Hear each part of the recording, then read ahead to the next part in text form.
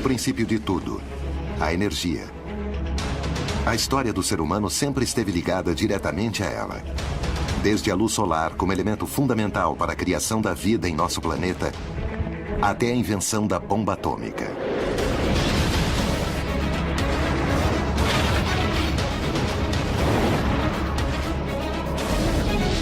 O ser humano aprendeu a explorar a energia, mas nunca imaginou que sua própria avareza o levaria a uma situação insustentável e sumamente perigosa.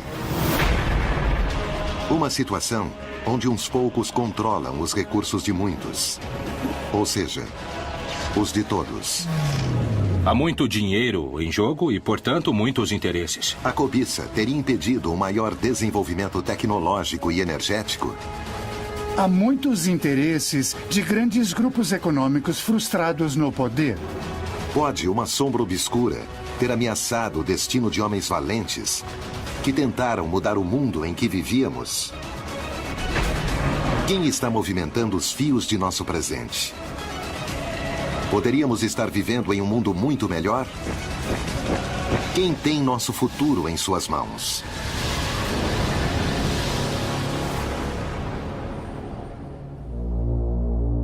Tentaram enclausurar nosso conhecimento.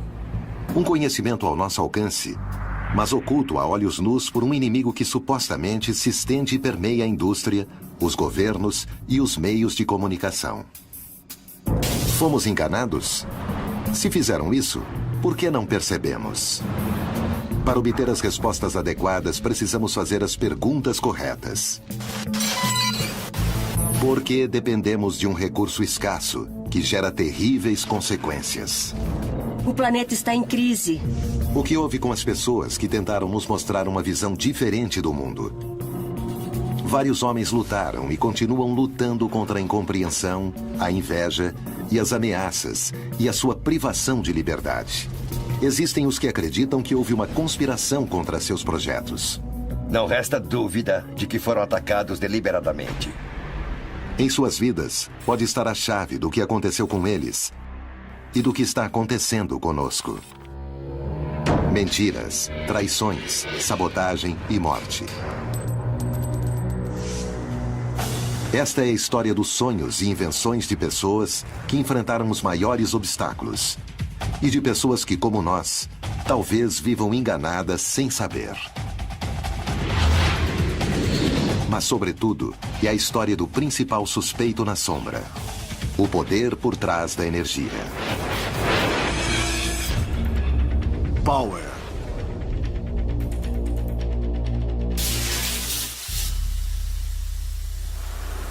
A energia sempre foi poder. Os sacerdotes das civilizações antigas obtinham autoridade pela crença de seu povo em seu controle sobre a fonte mais visível de energia e vida: o Sol.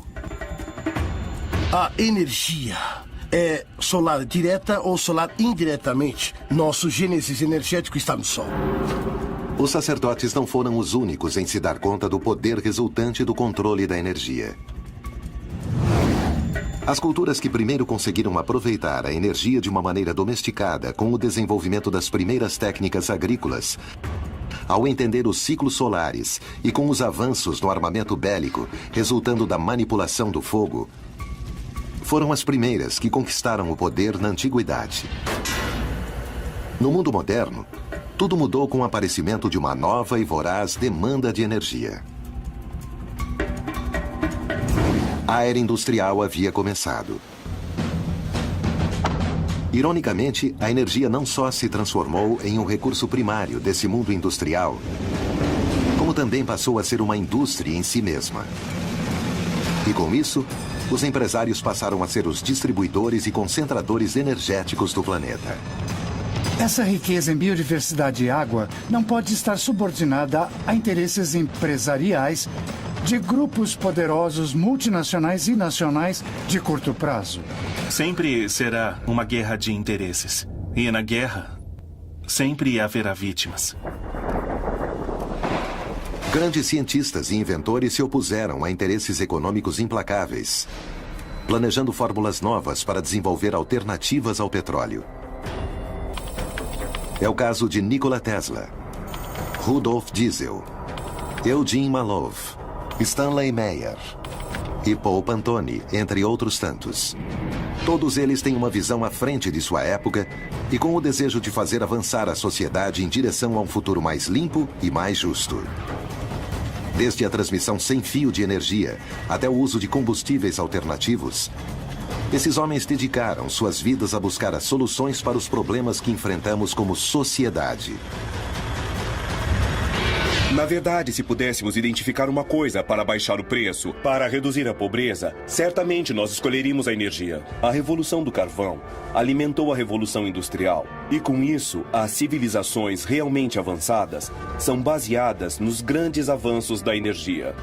O tema da energia em nível mundial está ganhando uma importância cada vez maior no século XXI. O que está em jogo é nem mais nem menos que a sobrevivência da humanidade. Estamos simplesmente sendo os cúmplices desse capitalismo global e das empresas transnacionais, que estão provocando um problema de iniquidade gigantesco no mundo todo e que, se isso continuar, as tensões podem ser crescentes e chegar a um momento crítico que acho que ninguém quer.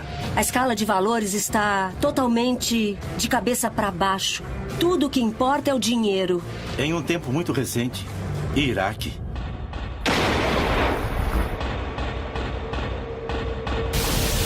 No entanto, existia uma pessoa que estava convencida de que manipular a energia não era uma arma de controle, mas a promessa de um mundo melhor.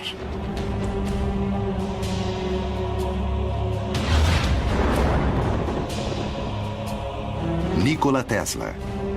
Quando chegou aos Estados Unidos, o mundo estava a ponto de mudar para sempre. Como se fosse um presságio, seu nascimento foi durante uma tormenta elétrica.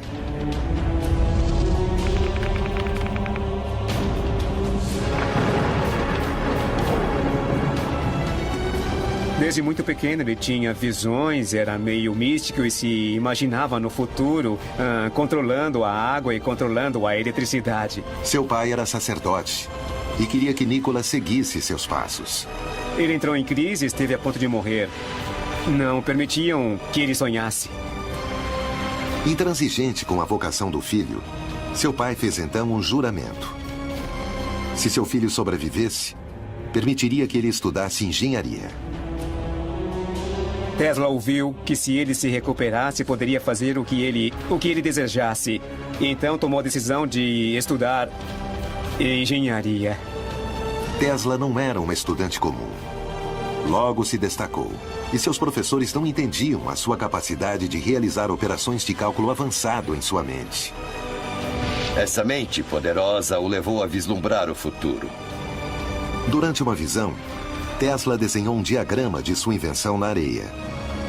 Logo nasceria a corrente alternada, algo que usamos todos os dias no mundo todo para transmitir a luz elétrica.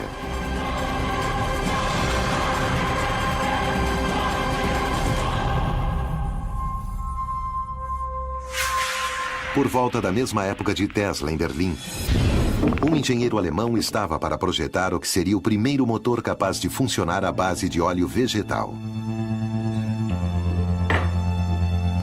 Seu nome, Rudolf Diesel. Foi um homem muito dedicado a entender a termodinâmica dos motores de combustão. Uma de suas experiências resultou na explosão do motor em que trabalhava. Diesel passou meses no hospital em recuperação, com ferimentos muito dolorosos. Mas o acidente que esteve a ponto de tirar-lhe a vida lhe daria a coragem necessária para levar a cabo a invenção que revolucionaria o conceito de consumo energético.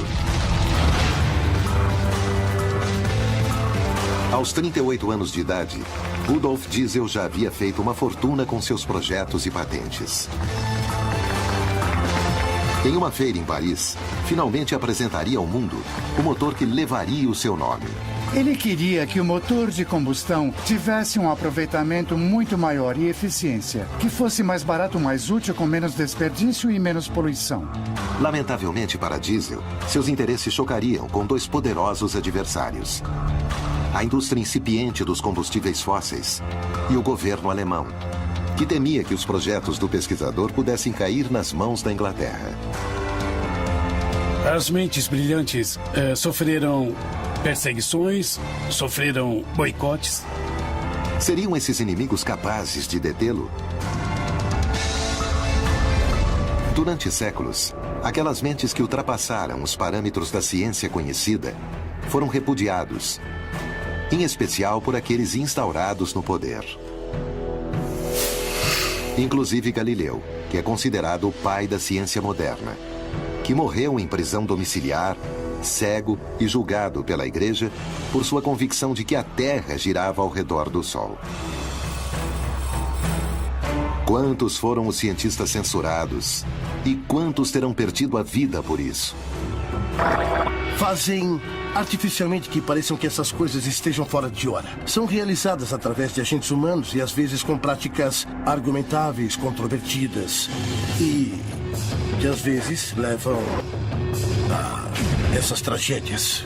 Muitos homens perderam a vida pelo simples fato de estarem a serviço do conhecimento da humanidade. Parece que desconhecemos bastante sobre as tecnologias que nos rodeiam e seus criadores. Aos que estão no poder não convém que sejamos informados. São os mesmos que impedem o desenvolvimento de certas invenções. Os casos a seguir, se estiverem certos, mostrariam uma realidade arrepiante. As teorias de Malov, Meyer e Pantone não são mencionadas em quase nenhuma das faculdades de engenharia do mundo. E por esse motivo, seus trabalhos são praticamente desconhecidos.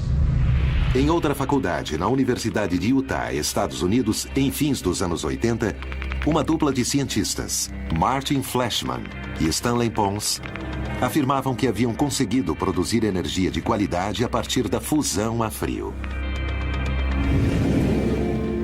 Um professor egresso do Instituto de Tecnologia de Massachusetts, Eugene Malov, não só apoiava a teoria, mas também assegurava que as notícias ridículas que suas experiências sofreram da mídia eram devido a interesses mais poderosos do que o bem-estar da humanidade. Na ciência existem os que a desqualificam, que é impossível obter resultado. E principalmente os que a desqualificam são os físicos nucleares, os que têm milhões e milhões de dólares em investimentos públicos do Estado, das universidades para construir reatores nucleares. Malov era professor de jornalismo científico da Universidade de Boston e no Instituto de Tecnologia de Massachusetts. Quase toda a sua carreira foi dedicada à pesquisa de fontes alternativas às tradicionais que usamos hoje. Seus avanços eram vistos como a solução energética do mundo. Malov iria se transformar em vítima das notícias ridículas por parte da comunidade científica apenas por divulgar a fusão a frio. Querem nos tratar como crianças e nos fazer crer que avanços como a fusão a frio são coisas que só existem na ficção científica. Contemporâneo de Malov, há quase 3 décadas em Ohio, um inventor surpreenderia o mundo com um simples vídeo amador. Este é o desenvolvimento de células de combustível de água que podem ser usados em carros experimentais. Stanley Meyer dizia ter inventado uma máquina que só precisava de água para conseguir o hidrogênio, usado como combustível. Suas pesquisas surgiram da preocupação que causou o embargo do petróleo de 1973 por parte dos Estados Árabes aos Estados Unidos e seus aliados. O que eu vejo é que a maioria das pessoas é muito egoísta. Havia literalmente filas de pessoas tentando abastecer seu veículo com gasolina. Os brasileiros foram testemunhos de como isso afetou seu país na década de 70, a ponto de ser o estopim para que o Brasil buscasse uma solução nos biocombustíveis. Até 1975, o Brasil dependia exclusivamente de importações de petróleo para manter seu sistema de transporte e indústria funcionando. A crise do embargo propiciou, no caso de Meyer, um patriótico desejo de buscar uma alternativa consistente aos combustíveis fósseis, dos quais já se sabia que não poderíamos depender por muito mais tempo. Nesse caso, depois de muitos anos de ser renegado com seu desenvolvimento, conseguiu legalizar patentes. Uma vida de luta. E ele seria reconhecido como inventor do ano pela prestigiosa edição do Who's Who in America. Stanley Meyer podia rodar até 150 quilômetros com 1 galão de hidrogênio sem poluir. Seu veículo impulsionado por água, na verdade, parecia uma espécie de Volkswagen. Era como um carro velho. Mas, basicamente, ele descobriu a forma de produzir combustível. Era hidrogênio, mas combustível a partir da água. Segundo Meyer, ele havia conseguido separar o hidrogênio do oxigênio na molécula de água, para posteriormente queimar o hidrogênio e fazer funcionar seu motor com um impacto quase imperceptível ao meio ambiente.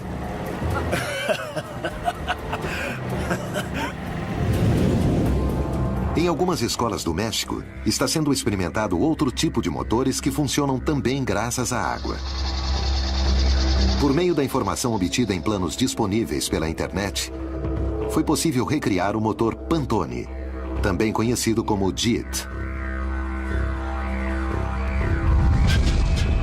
Paul Pantone, assim como Stanley Meyer, após a crise do petróleo, começou a se preocupar com o preço dos hidrocarburantes e decidiu fazer alguma coisa a respeito. Em 1979, ele começou a construir um sonho. O sonho de um combustível que permitisse que os motores não produzissem poluição.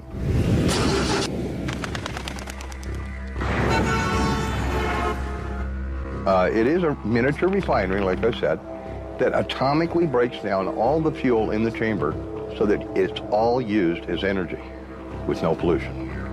No início dos anos 80, ele terminou seu primeiro protótipo funcional do JIT, o Global Environmental Energy Technology. Está funcionando.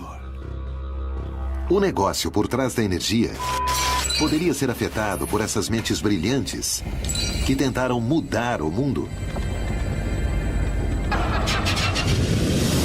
Sabotagens, conspirações, torturas psicológicas. Quando o poder se sente ameaçado, apela para qualquer recurso, desde que mantenha seu domínio, inclusive a morte. A avareza dos poderosos fez com que a exploração da energia entrasse em crise. Ameaças, traições e atentados impediram que os projetos em prol de um mundo melhor fossem realizados. Estaremos a tempo de reverter esse rumo trágico?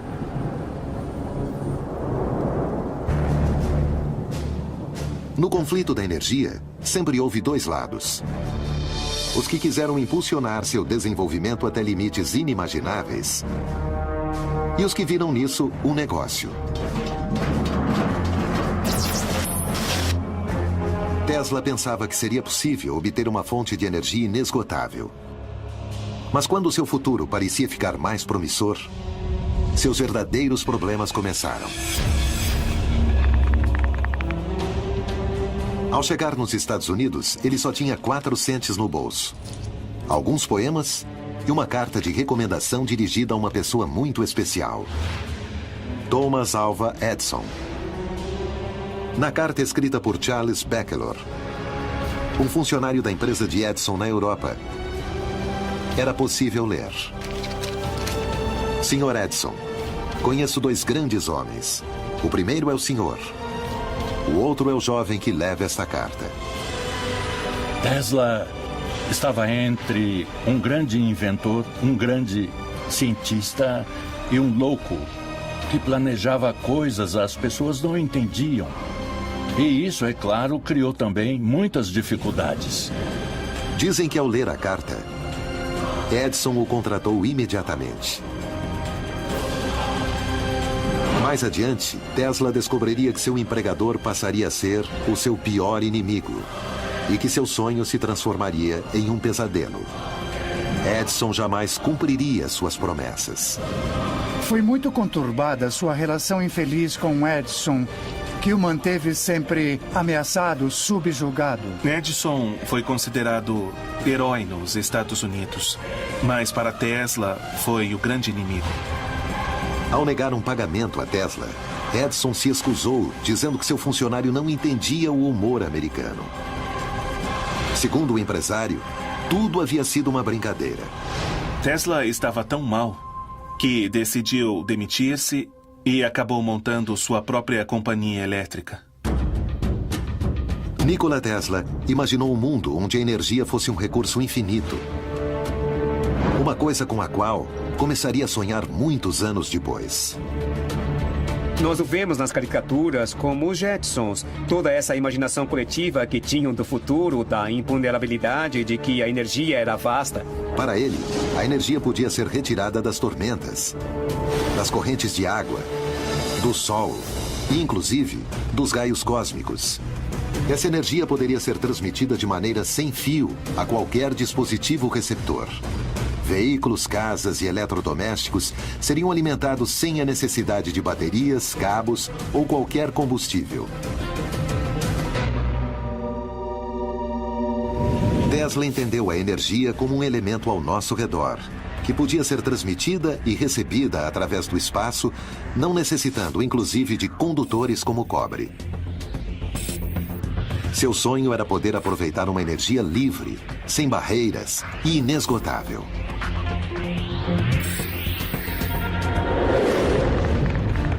A torre Wardenclyffe, o projeto inacabado de Tesla, capaz de transferir eletricidade mediante ondas eletromagnéticas, caberia agora na palma da mão. Os telefones celulares que utilizamos hoje em dia talvez tivessem aparecido décadas antes, assim como os primeiros computadores. Nunca poderemos saber o que teria sido do mundo com Tesla se ele não tivesse sido menosprezado. Mas podemos imaginar. Necessitaríamos da fibra ótica para a internet?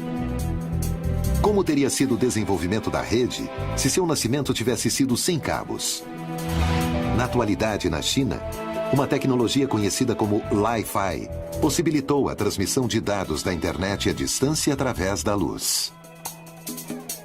Com essa tecnologia, não vamos precisar de cabos e somente com um interruptor poderemos usar tranquilamente a internet.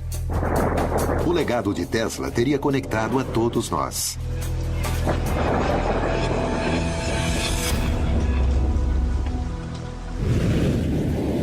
Há casos similares ao de Tesla na América Latina, como o do psicanalista brasileiro Norberto Kepp. Esse pesquisador, assim como Tesla, acredita que a energia é algo que nos rodeia. Ele disse que o vácuo é repleto de energia. E o próprio vácuo é a energia. Os planetas, o corpo humano, a matéria não se sustentam no universo por causa de forças intrínsecas à própria matéria. Mas seriam sustentadas por uma energia que envolve a matéria. Dois engenheiros, César Sous e Roberto Frascari, decidiram pôr a revolucionária teoria do Dr. Kepp em prática, fabricando um motor muito versátil, que utiliza a energia que se encontra no ar e a matéria para o seu funcionamento. O motor Kepp pode substituir qualquer tipo de motor. Os que funcionam com velocidade, os que funcionam lentamente, os que têm maior torque, os que têm baixo torque, e sempre com uma eficiência superior. Um motor que vai economizar de 70% a 90% da energia de que o Brasil precisa. O que é que impede ou evita que o motor Kepp seja conhecido e receba maior apoio? Agora nós fazemos isso com nossos próprios recursos e é muito difícil a gente conseguir sócios ou investidores nesse sentido, porque há muitos interesses envolvidos. Imaginem quantos interesses, quantas empresas, quantas multinacionais estariam envolvidas. Parece que as dificuldades encontradas por esses pesquisadores são sempre as mesmas. Suas descobertas são vistas mais como ameaças do que como avanços. Temos uma fonte de energia que é inesgotável, que não é poluente. Na América Latina, uma descoberta pode estar à altura ou inclusive superar em sua revelação as anteriores. Arturo Solís, um médico mexicano, conseguiu patentear uma bateria que funciona graças a um processo natural praticamente desconhecido.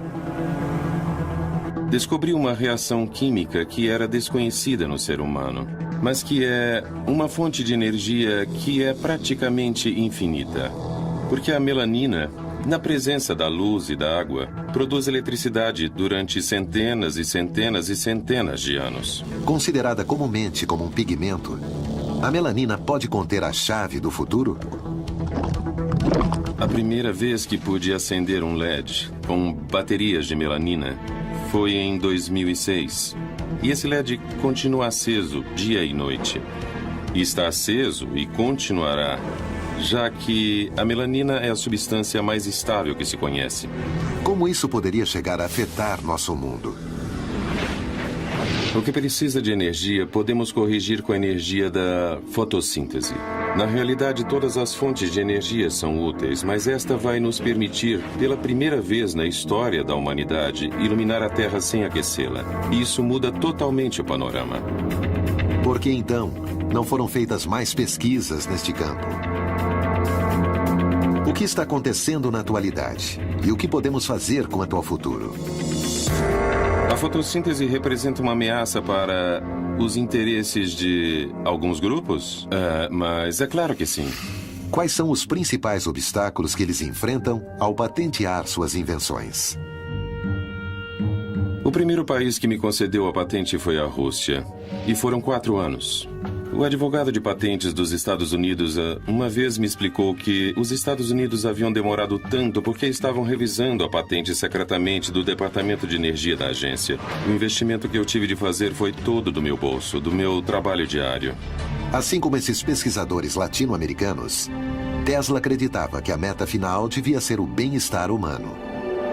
Ele agia sem pensar no custo ou no lucro que podiam ter essas invenções. Ele dizia, a energia existe, basta apenas utilizá-la. A história da humanidade progrediu a partir da descoberta de novos sistemas energéticos para melhorar sua qualidade de vida e começar a evoluir.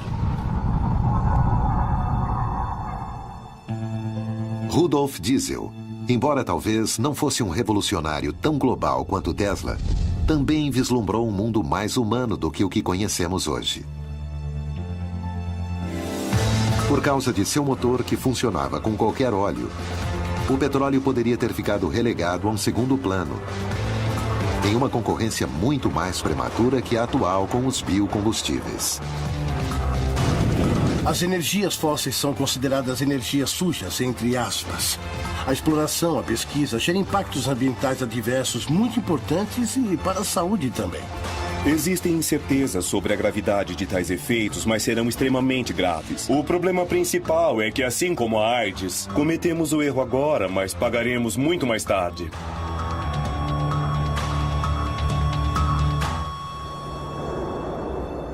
Antes de morrer, Diesel prognosticaria o seguinte: o uso de óleos vegetais como combustíveis pode parecer insignificante hoje. Mas esses óleos podem se transformar com o tempo em combustíveis tão importantes quanto o petróleo ou o carvão o são em nossos dias. O próprio Diesel chegou a fazer alguns ensaios, alguns testes com o óleo de amendoim.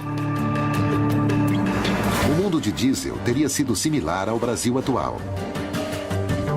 Com uma matriz energética diversificada e balanceada entre os hidrocarbonetos e os biocombustíveis. Nós temos a produção de combustíveis líquidos como etanol, como biodiesel, que são produzidos dessa forma sustentável. Indubitavelmente, se diesel tivesse recebido o apoio de que precisava, teria transformado o uso da energia, porque teriam utilizado óleos vegetais em vez de petróleo. A atividade agrícola teria sido impulsionada seguramente pela natureza do combustível. Estaríamos utilizando carvão do presente e não o carvão do passado. E além disso, teríamos um nível de poluição muito menor. Entrada da fábrica. Para entender o presente e poder planejar o futuro, primeiro devemos conhecer o passado. O nosso passado é obscuro. A energia significa poder fazer as coisas. E todo mundo precisa dela, a quer e a deseja. O historiador e político inglês Lord Acton disse certa vez: o poder corrompe, E o poder absoluto corrompe absolutamente. Ninguém encarnaria melhor o conceito de poder absoluto que J.G. Rockefeller e seu monopólio energético, a Standard Oil Company. Uma corporação que nunca mais foi vista, capaz de controlar todo o mercado sozinha. O mercado do petróleo. O ouro já não era dourado, mas negro. Rockefeller tem a visão de criar a Standard Oil, que finalmente, depois de alguns anos, se transforma em um monopólio. Esse monopólio entrou em conflito com as leis dos Estados Unidos e foi dividir a empresa em várias empresas. Essas empresas posteriormente mudaram de nomes e surge então a Exxon, Mobil e Chevron. Posteriormente, foi acrescentada a Shell. Embora nem todas tenham a mesma origem, elas passaram a ser chamadas genericamente as Sete Irmãs porque eram realmente as empresas que moviam o mundo do petróleo. Pouco tempo depois do surgimento da indústria petrolífera, nasceria outra indústria energética, a elétrica. E dois homens se apropriariam dela: Thomas Alva Edison e J.P. Morgan. Edison fundou a Edison Electric Light Company, que logo se chamaria General Electric, com a ajuda de alguns dos homens mais poderosos dos Estados Unidos. A General Electric é a única empresa das 12 originais do Dow Jones que aparece na atualidade depois de 117 anos. Forbes a considera a terceira maior empresa do mundo. Além de inventor, Edison foi um homem com uma marcante visão empresarial. E as ideias de Tesla bateriam de frente contra a dele, e, sobretudo, contra a ideologia de Morgan. Ele se importava apenas com o dinheiro e o poder. Tirava do caminho todo aquele que o atrapalhasse. Uma guerra estava a ponto de começar. A Guerra das Correntes. Edison e Morgan estavam dispostos a tudo para dominar o mercado. Mas Tesla lutaria para impor suas ideias. Diesel também decidiu enfrentar o poder, algo que poderia ter lhe custado sua própria vida. Quando o invento vai contra seus interesses, a máquina que domina a energia é capaz de tudo. No entanto, pesquisadores como Tesla e Diesel lutaram para impor suas ideias revolucionárias para melhorar o mundo, pondo em risco suas carreiras e suas próprias vidas.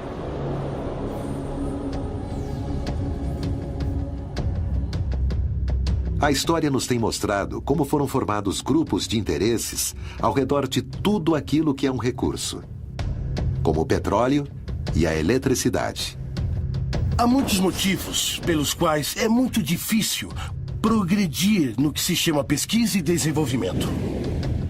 Os desentendimentos entre Edison e Tesla constituíram um claro exemplo das dificuldades que os inventores podem chegar a sofrer. A relação entre eles se torna muito difícil quando Tesla cria o sistema de corrente alternada. A princípio, Edison não lhe dava muita atenção. Sua soberba o impediria de prever o que estava a ponto de acontecer. E a história diz que ele estava trabalhando, fazendo furos em Nova York para estender os cabos de máquinas de corrente direta de Edison.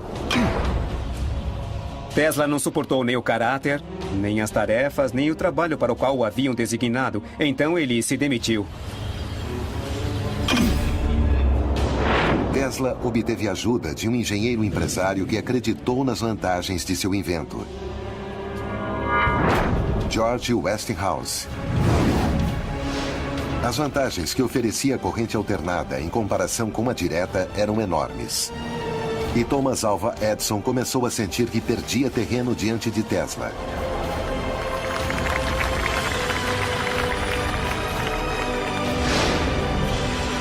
Então começou a criar publicidade negativa sobre o invento de seu rival, executando animais em público para difamar a corrente alternada. O que Edison fazia era terrivelmente diabólico. Ele eletrocutava animais ao vivo, em público, assim como uma espécie de circo. Apesar de tudo, Tesla e seu aliado Westinghouse ganhariam finalmente a guerra quando obtiveram o contrato para pôr os geradores nas cataratas do Niágara, recebendo tanta publicidade que Edison foi incapaz de sabotá-los. Conta-se que, até 1910, 1912, o Comitê de Prêmio Nobel de Física havia postulado a Edison e a Tesla para o Prêmio Nobel de Física. O que se diz é que nenhum dos dois aceitou dividir o Prêmio Nobel e a decisão foi então para nenhum dos dois. Tesla ainda teria que lidar com um inimigo muito mais poderoso. J.P. Morgan. Rudolf Diesel também se chocaria com os interesses de duas indústrias gigantescas, a petrolífera e a militar. Havia nascido na França, havia passado a infância na França, foi mandado aos 12, 14 anos para a Alemanha. Então ele não estava casado com uma nação. Ele poderia aceitar a proposta da Inglaterra ou da França, que lhe ofereciam implementar seus motores em submarinos, e os alemães queriam adiantar-se a isso. O motor de diesel não só era muito mais eficiente energeticamente que o resto dos motores de sua época. Tinha a característica que podia funcionar com um combustível que podia ser obtido de vegetais. Isso dava ao motor diesel uma grande vantagem, mas ao mesmo tempo atrapalhava o crescimento econômico que as petroleiras poderiam projetar a partir da venda maciça das naftas.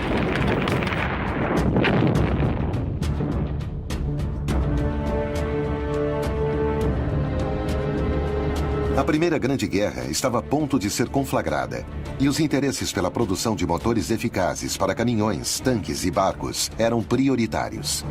Quando passaram a utilizar o motor diesel tanto para caminhões quanto para tanques de guerra, os veículos não paravam de funcionar, mesmo que todo o motor ficasse submerso na água. Bastava que a admissão e o escapamento ficassem fora. Os motores de diesel, devido às suas características, eram usados nos temidos submarinos alemães. A arma mais poderosa naquele momento. O inventor ignorava os perigos a que estava a ponto de se expor. O caso diesel é interessante porque mostra de que maneira, apesar das conspirações, finalmente a tecnologia pode terminar por se impor. Apesar de gozar de um gênio excepcional, Tesla, o inventor do século XX, como passou a ser chamado, terminou seus dias ignorado e esquecido. Sua queda começou quando o financiamento de suas pesquisas ficou nas mãos de J.P. Morgan, o sócio de Edison. Morgan percebeu o potencial que tinha a transmissão de ondas de rádio e decidiu financiar Tesla em seu projeto de construção da torre Wardenclyffe. Mas Tesla não só queria transmitir ondas de rádio com a torre, mas também eletricidade sem fio, capaz de ser usada por qualquer um, onde quisesse. Isso chocava diretamente com os interesses de Morgan. Como isso interferiria em seu negócio? Morgan tinha um monopólio sobre o cobre com que eram fabricados os cabos. De nenhuma maneira iria permitir que a pesquisa de Tesla progredisse. Ao ficar sabendo das intenções de Tesla, J.P. Morgan detém imediatamente o financiamento e logo a torre é demolida, prejudicando a reputação de Tesla para sempre. Além disso, seu laboratório foi saqueado e seus planos desapareceram.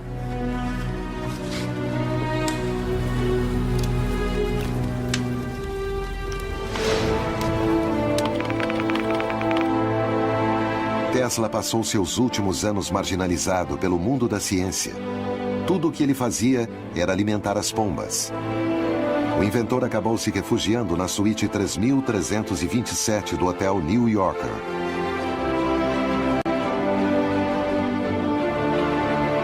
Aos 86 anos de idade, morria na suíte do hotel, completamente sozinho. Em tal condição, falecia um dos mais brilhantes cientistas contemporâneos.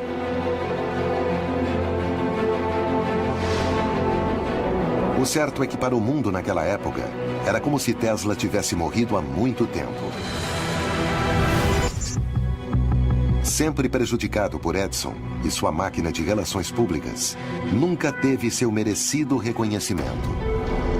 Poucos dias depois, uma camareira o encontra morto no hotel de Nova York onde vivia e liga para o FBI. Naquela época, Hoover era o diretor do FBI e ele ordena que todos os pertences de Tesla sejam recolhidos imediatamente. E desde aquele momento, tudo relacionado a Tesla passa a ser top secret nos Estados Unidos, inclusive seu nome.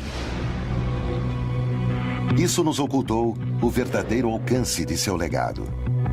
Tesla ficou totalmente ignorado. Ele saiu dos âmbitos universitários, acadêmicos, teóricos, filosóficos, não aparecia. Até que outra vez, estendendo sua pesquisa, e a importância de tais pesquisas é que outra vez voltou a nascer um mito e a história desse gênio da humanidade.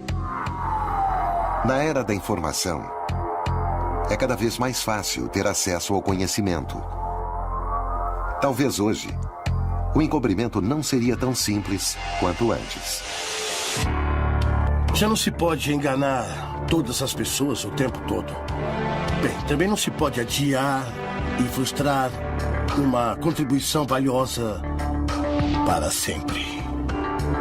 Antes de morrer, Tesla disse enigmática e profeticamente: o presente é deles, mas o futuro pelo qual realmente trabalhei é meu. A quem se referia Tesla quando disse eles? Nunca saberemos se eles tiveram algo a ver com os misteriosos eventos que ocorreriam com diesel.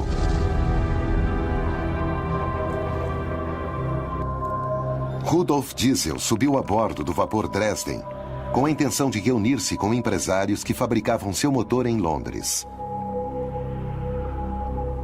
Naquela noite, jantou no restaurante do barco e retirou-se ao seu camarote por volta das 10 da noite, pedindo que o chamassem às 6h15 da manhã do dia seguinte. Pela manhã, Diesel não respondeu. Ninguém da tripulação tinha notícias dele. Dias depois, outra embarcação de origem holandesa encontrou o corpo sem vida de Rudolf Diesel flutuando na embocadura do rio Skálda. Em seguida, disseram que havia sido suicídio, pois se dizia que o cientista tinha problemas financeiros e de depressão. A morte que Diesel sofreu pode ter sido tramada por interesses do petróleo ou talvez por serviços de inteligência alemães ou ingleses. É possível encontrar o motivo de alguns alemães malvados que o queriam morto, com certeza. Que as circunstâncias de sua morte não foram as mais normais. As pessoas costumam morrer na cama. Rudolf Diesel começa com seu projeto em 1899. Em 1913, amanhece flutuando em um rio. Então, não há muito o que pensar, não, dos grandes interesses que existem no petróleo. O certo é que ele desapareceu, mas sua vida não. Qualquer que seja o motivo, Rudolf Diesel não viveu para ver o desenvolvimento de seu engenhoso invento. E nós jamais poderemos saber qual de suas teorias é certa. Antes de morrer, Diesel deixou por escrito sua visão de um futuro em que o petróleo não seria a indústria dominante. Ele via um futuro com combustíveis alternativos.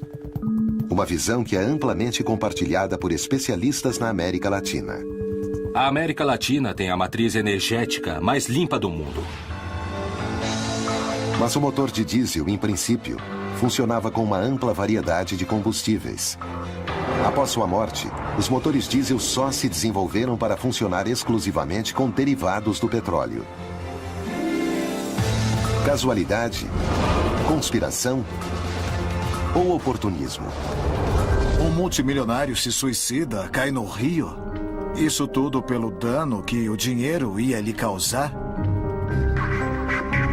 Não, eu acho que a teoria da conspiração é muito bonita, muito romântica e muito atrativa e que deve ser explorada. Mas não temos nenhuma prova, não tivemos nunca nenhuma confissão de um alemão, não tivemos nunca nenhum testemunho de nenhum fato criminal. Alguém o empurrou pela borda ou talvez ele tenha saltado. Não sabemos. Talvez nunca saibamos a verdade do que aconteceu a Diesel. Mas sabemos que ele não foi o único que sofreu um destino misterioso e trágico. Defensor da fusão a frio e da energia livre, Eugene Malov também teve um final tão dramático quanto suspeito. Por que certos inventos progridem e outros não? O que há por trás das mortes de alguns pesquisadores? A história da energia está marcada por traições, sabotagens, vítimas fatais e uma grande dúvida: quem controla realmente nosso destino? O poder que as grandes indústrias energéticas controlam conta com uma capacidade econômica descomunal. Seríamos capazes de reagir contra uma máquina assim? Pode alguém demonstrar sua existência? Eu acho que é uma conspiração contra o interesse do público em geral. São essas empresas que consideram que há uma conspiração que vem de fora e de que tentam realmente mudar as coisas ou buscar fontes renováveis de energia. A indústria de hidrocarbonetos tem uma grande vantagem hoje em dia. O campo não está bem nivelado. Favorece uma indústria que já existe há muito tempo e está trabalhando para manter esse poder. O que pode fazer um único indivíduo contra uma máquina assim tão grande e eficaz? É provável que esse indivíduo não consiga mais do que acabar na falência, desacreditado. Eugene Neff Malov tentou reverter a forma com que concebemos a produção energética. O futuro era, segundo ele, a fusão a frio, uma reação nuclear à temperatura ambiente, onde dois núcleos atômicos se fundem para formar um maior, liberando uma grande quantidade de energia. Isso supõe uma fonte de energia inesgotável, econômica, limpa e ao alcance de todos. Malov defendia a fusão a frio conseguida por Stanley Pons e Martin Fleischmann. No ambiente universitário, etc., foi uma grande comoção. Em condições diluídas e com um sistema muito doméstico, eles conseguiram demonstrar e publicar que se gerava uma energia com um fenômeno de fusão de hidrogênio e hidrogênio a hélio, mas que ocorria em forma diluída com os hidrogênios que estavam na água. O mundo, asseguravam, seria um lugar completamente diferente. Uma dona de casa seria capaz de produzir em seu lar uma enorme quantidade de energia de forma segura, barata e limpa. Seria como ter um reator nuclear, do tamanho de uma caixa de sapatos, abastecendo a todas as necessidades de uma família média.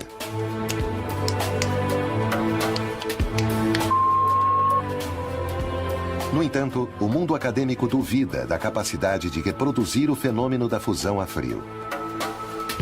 Assim como também questiona a veracidade dos inventos de Stanley Meyer e Paul Pantone. Pantone tinha um interesse além de qualquer crise econômica para desenvolver seu invento. Muito tempo antes de transformar-se em um tema tão popular como em nossos dias, Paul já pensava em conseguir um processo de combustão que reduzisse a poluição. Queria criar um motor que cuidasse do ambiente. Assim, ele visualizou o JIT. Um homem que simplesmente queria deixar uma impressão melhor quando partisse que a que encontrou ao chegar. Esse é um sentimento que, com certeza, eu apoio. Segundo Pantone, neste preciso momento poderíamos modificar qualquer motor para que, em vez de gasolina, funcionasse, em sua maioria, com qualquer líquido. E só utilizaria uma pequena porcentagem de combustível convencional para a partida. Seu segredo, o plasma criado a vácuo. O que realmente ele desenvolve é o que chamam os engenheiros químicos um reformador de plasma. O plasma, muitos o identificam como o quarto estado de agregação da matéria. Parte da base de que o combustível pode ser mais bem condicionado para fazer a combustão. O agregado de água em alguns motores de combustão interna pode chegar a produzir diminuição na poluição. Nós temos que atender a uma nova restrição. E essa restrição tem a ver com a emissão de dióxido de carbono. E isso é uma coisa que com certeza tem que chegar a zero. Poderiam os motores de Pantone mudar o panorama de cidades como México e Santiago do Chile, melhorando a vida de milhões de pessoas? Há alguém nessas cidades que já está fazendo algo e não sabemos. Luiz Carlos Queiroz é um inventor mexicano que começou a sonhar com isso há alguns anos. Quando menino e via um carro funcionar, quando passava um carro levando pessoas, eu me admirava em pensar quem poderia imaginar como um carro funciona. Depois de estudar administração e trabalhar arduamente, o empreendedor mexicano por fim contava com os recursos para levar a cabo sua visão. Bom, chegou o momento, no ano 2000, precisamente em que ele disse, bem, eu quero realizar o meu sonho. A primeira coisa que queríamos fazer era um transporte público onde se levasse as pessoas, mudando o famoso bicitaxi por um veículo elétrico, já que o trabalho dos bicitaxis é um trabalho totalmente desumano. São 8, 10 horas, naquele pedacinho, sentado. E além disso, levando 200 quilos pelo menos, é desumano. O carro Q finalmente estava pronto. Seu projeto era simples e prático. Por que então as autoridades não deram maior impulso a esse invento, que parece resolver uma problemática tão evidente? Os diferentes governos no México não demonstravam o interesse em desenvolver energias sustentáveis. Falam de ecologia, mas a realidade é que quando nos aproximamos desses não, é melhor procurar outro empreendedor que invista. Por não haver leis para veículos elétricos, logicamente eles não podem circular antes que saiam as leis. O que é ridículo. O que impede que governos levem a cabo políticas para favorecer o meio ambiente de forma sistemática e mais eficiente. São setores inicialmente conservadores e que precisam fazer políticas de incentivo para que se decidam a fazer os investimentos para que aquela tecnologia mais eficiente de fato aconteça com os benefícios para a sociedade. Deve haver governos que estejam gerando normativas, benefícios para que as empresas invistam e também para dar lugar aos empreendedores. O tempo do governante é de 4, 5, 8 anos no máximo. Nesse tempo, ele necessita de renda rápida. Não importa que dentro de 15, 20, 100, 1000 anos se deva estar pagando ainda os passivos ambientais e sociais que foram gerados por essas rendas que ele captou. Aqui está a incoerência dos tempos do governante, dos tempos da política, dos tempos da natureza.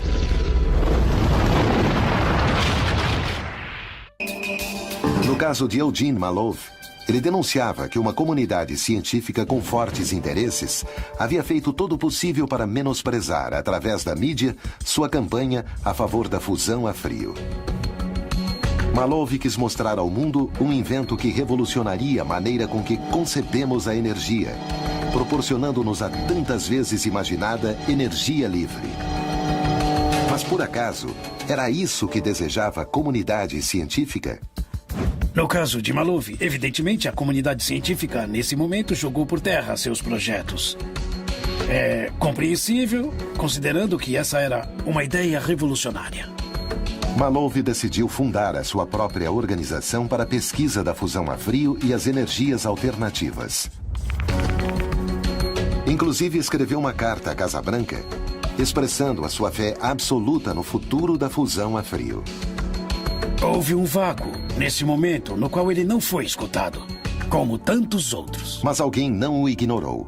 E Malov começou a receber ameaças para que parasse com sua pesquisa, ou sua vida correria perigo.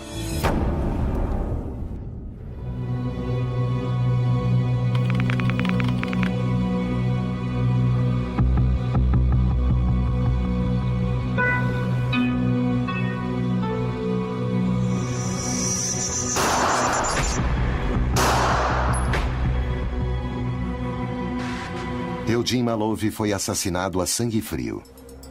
Horas mais tarde, encontraram sua Dodge Caravan abandonada em um estacionamento em Preston. A polícia informou que havia evidências de resistência, o que indica que Malov enfrentou seus agressores. O caso foi considerado como intenção de roubo. Será casualidade que nada da casa tenha sido roubado? Seus avanços eram vistos como a solução energética do mundo e, por motivos desconhecidos, ele foi morto. No mínimo, afetou certos interesses. Eles tentaram tirar Malov dali e levá-lo para outro lugar.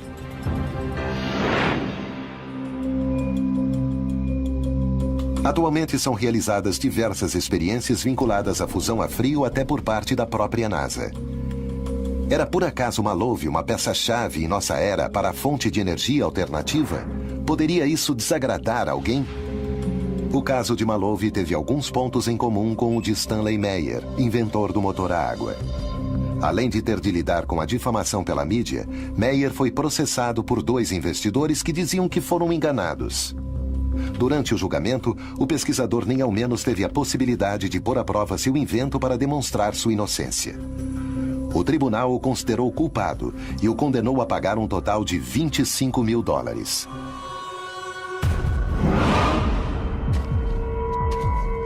Segundo Meyer, um personagem obscuro, representando interesses do Oriente Médio, aproximou-se dele com uma proposta. Ofereceram a extravagante soma de $1 bilhão em troca da venda da sua patente para, em seguida, fazê-la desaparecer. É difícil falar porque você pode pensar também que não desenvolver uma tecnologia nova, você pode estar deixando de ter um mercado novo de um produto com um valor superior e que você poderia, inclusive, ganhar mais. Mas para Meyer, sua invenção do motor a água era um aporte para a humanidade, não um negócio. Assim, ele recusou as ofertas. A partir daí, Meyer denunciou que recebia ameaças telefônicas. Estaria alguém se empenhando em evitar que suas descobertas ficassem conhecidas?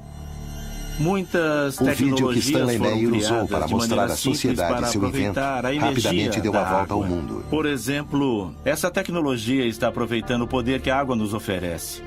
Este injetor de água que nós vemos aqui hoje nos dá uma forma muito econômica de conversão e faz com que um automóvel convencional funcione com água normal.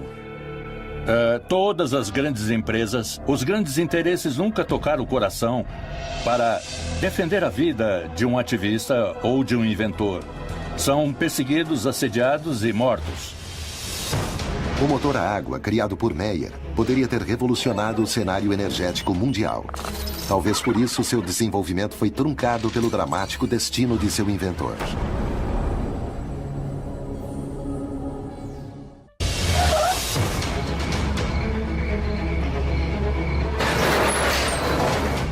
A história por trás do desenvolvimento energético inclui traições, sabotagens e perseguições àqueles inovadores que, com seus inventos, ameaçam o poder.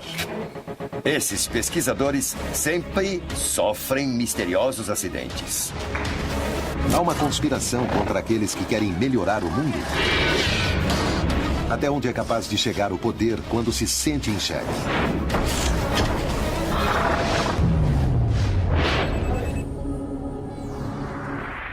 Stanley Meyer propunha o uso de um simples adaptador para abandonar os hidrocarbonetos por completo. Através de um processo de eletrólise, as moléculas da água se separariam, liberando o hidrogênio para ser usado como combustível. Só havia um pequeno problema com a sua criação. Ela violaria as leis da termodinâmica. Algo que não o impediu de desenvolver seu invento e, inclusive, fazer demonstrações em público. Um carro que se alimenta de água e que não consome combustíveis, acho que afeta interesses brutais e paradigmas energéticos, com repercussões que, no mínimo, teria mudado todo esse cenário energético que, hoje em dia, estamos padecendo e estamos contaminando.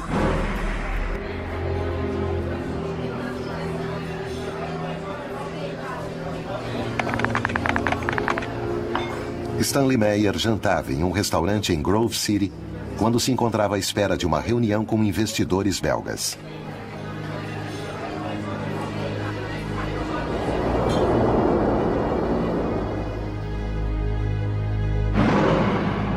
Talvez ele não tenha sabido entender de alguma maneira que a sua sentença de morte poderia significar esse choque de sistemas que ele propôs. Foi um erro, talvez político. De acordo com a versão dada por testemunhas, em pleno jantar, Meyer sentiu-se sufocado. deu um salto em seu assento e fugiu para o exterior do restaurante, gritando que o haviam envenenado.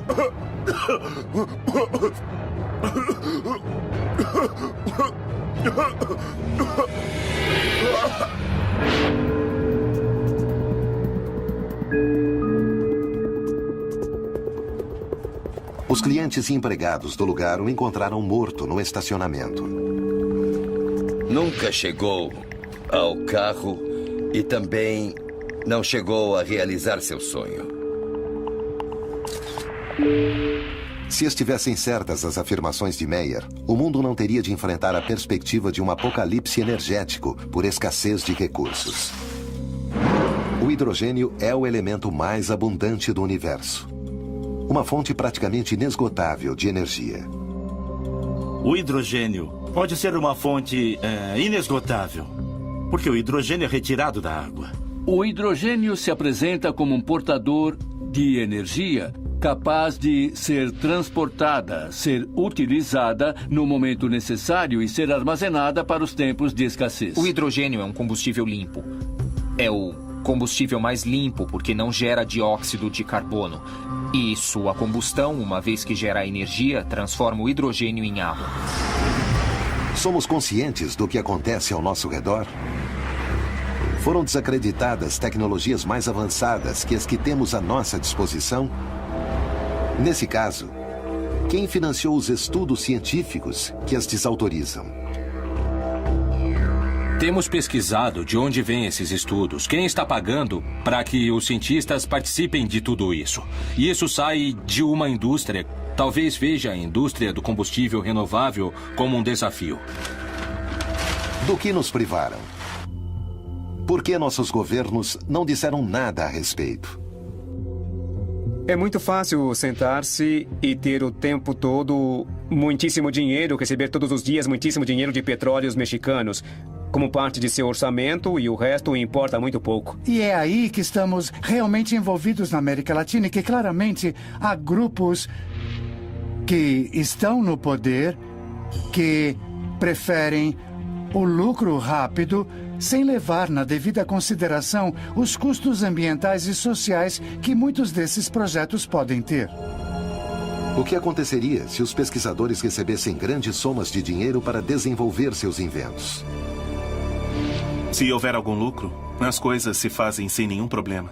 A candidatura brasileira à Copa do Mundo resultou que em Brasília fosse construído o primeiro estádio de futebol totalmente autônomo em termos energéticos e com zero de emissões.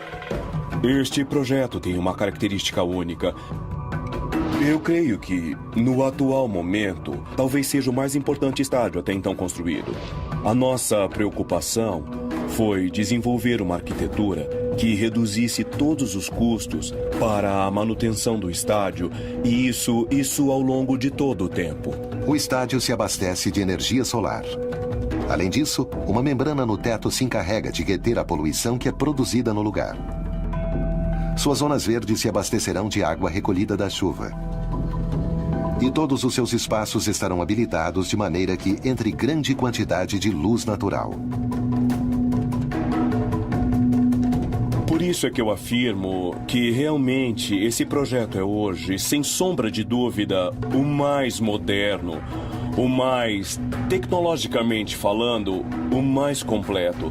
Talvez nas próximas Copas do Mundo e, Olimpíadas e etc., isso possa ser incorporado nos novos estádios.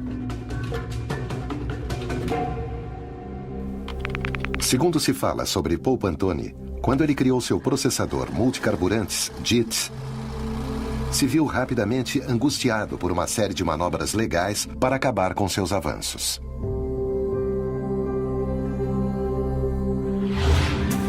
Seu pai foi o primeiro a adverti-lo sobre o risco que ele corria. Pantone chegou à casa de sua família com um carro cujo motor havia sido modificado por ele. He froze, turned around, looked at me, and he said, "You're running on water?" "Yeah. Give me the keys to my house, the gate, and the garage, and get off my property. I disown you." I said, "What?" He said, "They'll kill you. And anybody who knows how to run on water will be dead." Quanto faltava para que Pantone ouvisse o conselho de seu pai? Não o matam no início. Isso seria muito fácil. Primeiro fazem da sua vida um inferno. Pouco depois de conhecer o DIT, um diário local publicava a notícia de seu invento. De acordo com o relato de Pantone, um ano mais tarde ele recebia a chamada de um representante de uma empresa petrolífera do exterior que exigia a venda dos direitos de seu sistema. A recusa de Pantone transformaria sua vida em um inferno. So I called the same newspaper or the TV reporter up at the news station, and I said, I have a story better than yesterday's. I've got ex-governors and I've got other people on tape-recorded phone calls threatening my life. They're going to murder me if I try to pursue my dreams. He said, Mr. Fantone, I don't know anybody that would like to cover that story, because if we do, we will never have a job again. O dinheiro da conta dele desapareceu misteriosamente. Durante os anos seguintes, várias propriedades de seu negócio imobiliário foram vandalizadas. Paul Pantone conta que posteriormente receberia um novo telefonema aterrador. Com o apoio de seu filho, resolveu fazer frente a muitas das ameaças e impedimentos legais que puseram em seu caminho. Mas ainda não sabia que o pior estava para acontecer.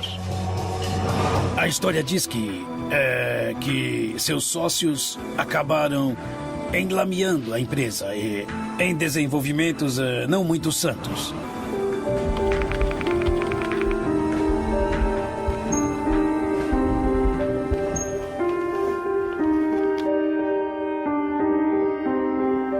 Seria o estado de Utah o lugar ideal para iniciar um processo legal contra Pantone e assim levá-lo à miséria?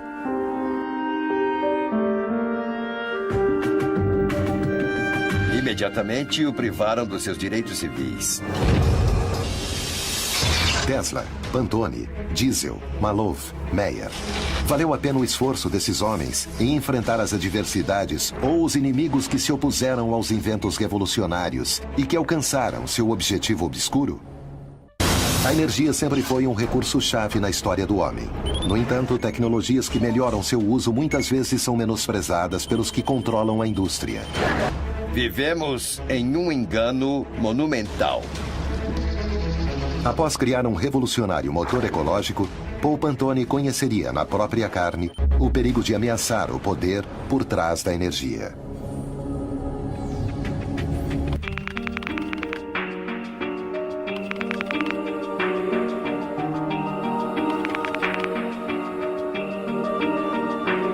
O mundo geralmente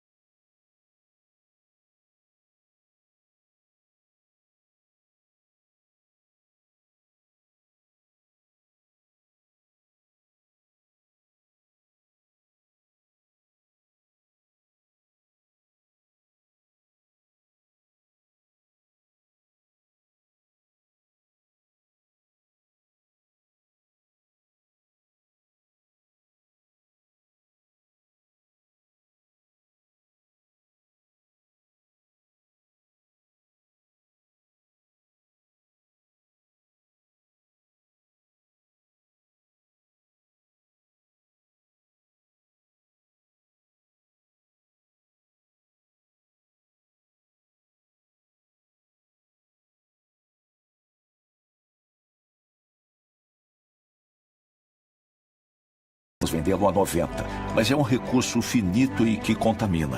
Pensemos que, por exemplo, uma única hora de energia solar tem a energia necessária para abastecer o mundo todo por um ano. É verdade que não temos nem o conhecimento nem a tecnologia para aproveitar essa energia. Por isso, a palavra-chave é inovar. As estufas solares de Urbano Castellan são uma alternativa única para aproveitar a energia térmica do sol. Como funciona a estufa urbana? Tem 610 espelhos. São espelhos planos.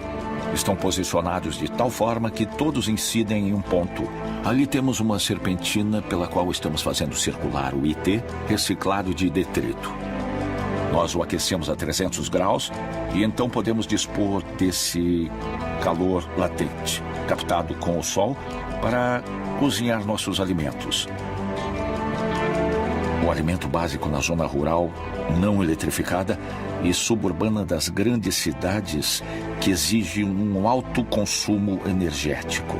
Podemos retirá-lo do sol com uma vantagem: zero emissão de CO2 na atmosfera. A energia solar é muito variada porque me permite aquecer a água, permite produzir a eletricidade e me permite gerar calor de processo com as estufas que desenvolvemos para dar o que é necessário para o cozimento. A crise climática é cada dia mais evidente. O que falta para que se faça uma advertência definitiva sobre o perigo que isso representa para o homem? Temos um panorama de água contaminada, temos um panorama de solos contaminados e, se permitirmos que contaminem a água e o solo, permitimos que se contamine o alimento. Não é uma especulação.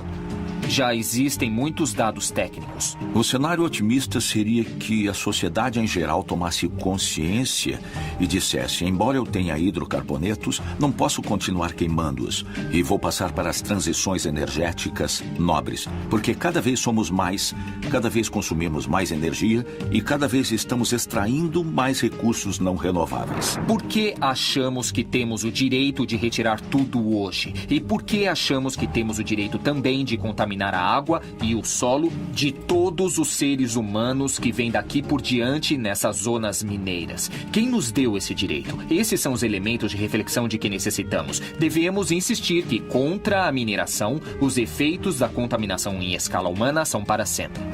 O petróleo, o carvão, o gás natural foram uma revolução na época da Revolução Industrial. Não são mais.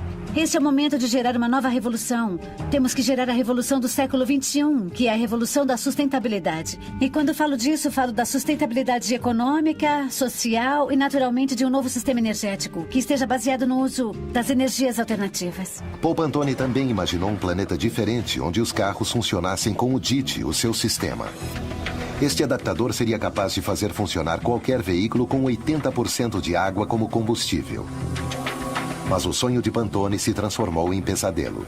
Isso de poupar 80% de combustível, quando eu, petroleiro, fiz meus grandes investimentos e estou fazendo perfurações, acaba com meus esquemas de recuperação de investimento.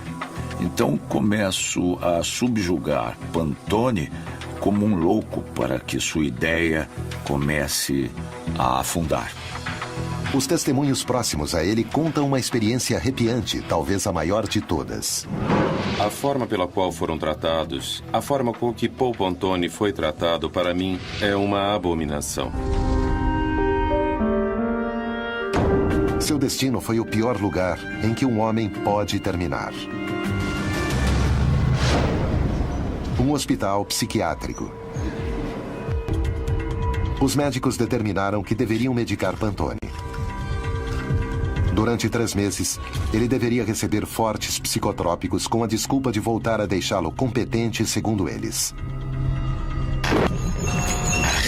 Na luta para libertá-lo, foram apresentadas 2 provas psiquiátricas que confirmavam sua estabilidade mental. Soube que não consideraram as provas e nem ao menos teve uma legítima defesa. Pantone estava definitivamente condenado. Well, I'd broken my foot on about the 3rd month I was there. And instead of fixing it, they just put me in a wheelchair. When I couldn't walk anymore, that was it. Put him in a wheelchair. Still didn't want to fix it. They drilled out every tooth. Then they had to go in and cut the gums. And when they saw teeth growing in again, they got really upset. So then they took me to a surgeon and they ground down the bone and then sewed it all back up. Ele sofreu muitas pressões e várias torturas psicológicas e terminaram fazendo com que ele merecesse o lugar onde estava. Embora resistisse e não tomasse seus medicamentos por temer ver afetadas suas faculdades mentais, o futuro de Pantone se desenhava nele. Pressentia que não ia durar muito mais tempo. Toda a esperança parecia perdida. Finalmente, seu filho David conseguiu chamar a atenção de um senador. Ao ver a falta de assistência médica e as condições em que Pantone se encontrava, o congressista entrou imediatamente em ação.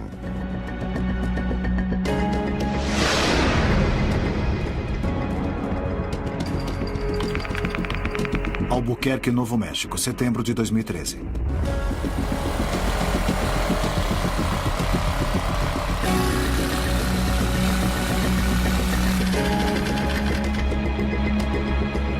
Isso vai na minha mesa, no lado direito.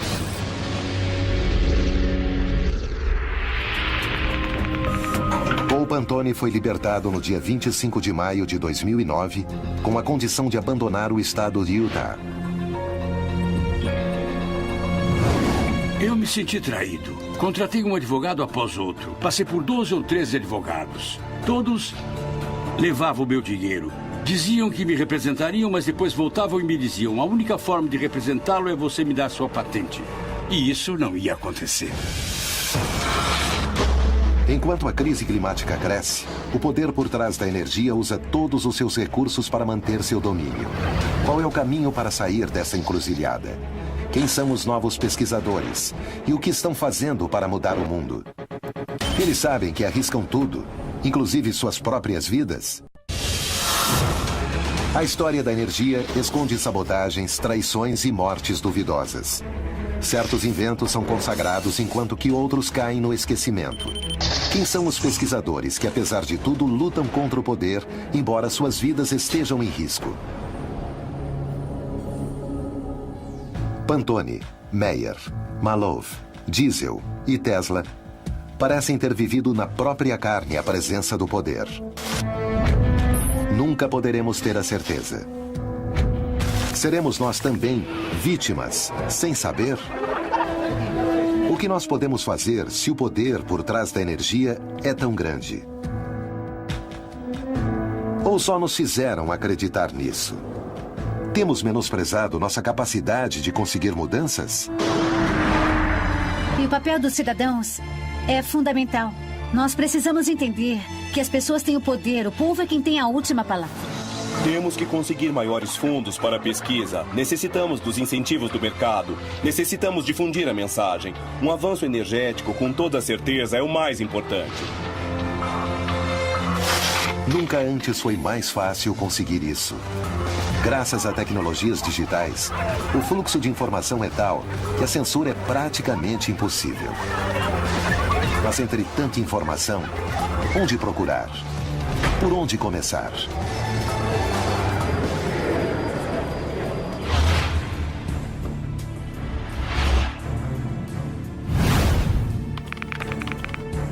A 17 quilômetros de Abu Dhabi, está sendo construída na atualidade uma cidade cujo abastecimento energético provém unicamente de energias renováveis, somando-se a altas tecnologias de aproveitamento que são projetadas para não haver qualquer poluição. Exemplos como o da cidade de Masdar seriam muito interessantes se pudessem ser reproduzidos em todo o mundo. Estima-se que 90% da eletricidade que se use será solar. E o resto será gerado por meio de incineração de dejetos. Os carros tradicionais serão substituídos por carros elétricos. Grandes cidades que estão distribuídas em diferentes países do mundo dificilmente poderiam rapidamente ser transformadas em cidades não contaminantes e autossustentadas, como seria desejável. Investimentos como o da cidade de Masdar, em Abu Dhabi, e o Estádio Nacional de Brasília, nos demonstram que, quando existe o interesse econômico, é possível solucionar nossas necessidades mais urgentes. Acho que o que está acontecendo é que agora as pessoas começam a tomar consciência de que as energias alternativas não somente são boas para o planeta, mas além disso podem ser rentáveis. E pode haver um negócio. E precisamos que isso aconteça.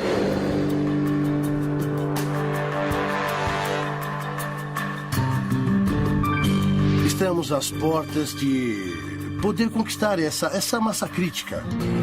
nós mesmos também mudaremos nossa maneira de ver o mundo para viver uma nova humanidade, para viver as energias limpas, para viver novas economias e aproveitando as energias que efetivamente são infinitas, que o universo nos oferece, mas aproveitando-as de uma maneira mais amorosa e coletiva. Aplicar isso de forma maciça vai levar tempo. Vai ser um tempo muito bem empregado. E, além disso, muito interessante porque estamos abrindo um novo panorama, completamente diferente. Temos novos desafios para resolver para os próximos 1000 anos. Na verdade, nós somos o problema. Somos nós que geramos a crise ambiental. E é importante tomar consciência disso. Não há como jogar a culpa nem nas empresas, nem nos governos. Somos nós. O importante é assumir essa responsabilidade. Porque os governos fabricados por essas empresas, por exemplo, quem os usa? Somos nós. Então, nós somos o problema, mas também somos a solução. Há pessoas, pelo que sei, que baixam planos da internet e os aplica e funcionam. Na verdade, com muitas inovações também acontece isso. Assim, não é nada melhor que democratizar os conhecimentos dessa maneira.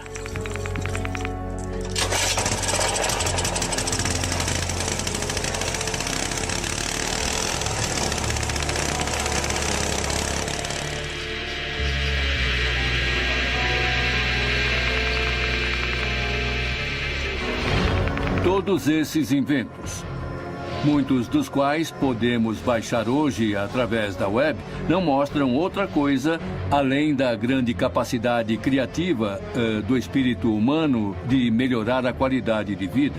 E isso se faz a partir de ideias, desenvolvimentos, alguns dos quais chegam a um porto seguro e se transformam em verdadeiras realizações tecnológicas. Felizmente, o futuro que Tesla, Maloof, Diesel, Meyer e Pantone vislumbraram poderia estar cada dia mais perto de ser realizado. A Tesla Motors produz na atualidade veículos elétricos de alta gama. Mas o desejo dessa empresa, criada em homenagem ao homem que mais lutou para pôr a energia ao alcance de todos, é chegar ao mercado maciço com um automóvel de preço acessível. Poderíamos estar diante da fagulha que dispara a revolução que Nikola Tesla sonhou mais de um século atrás.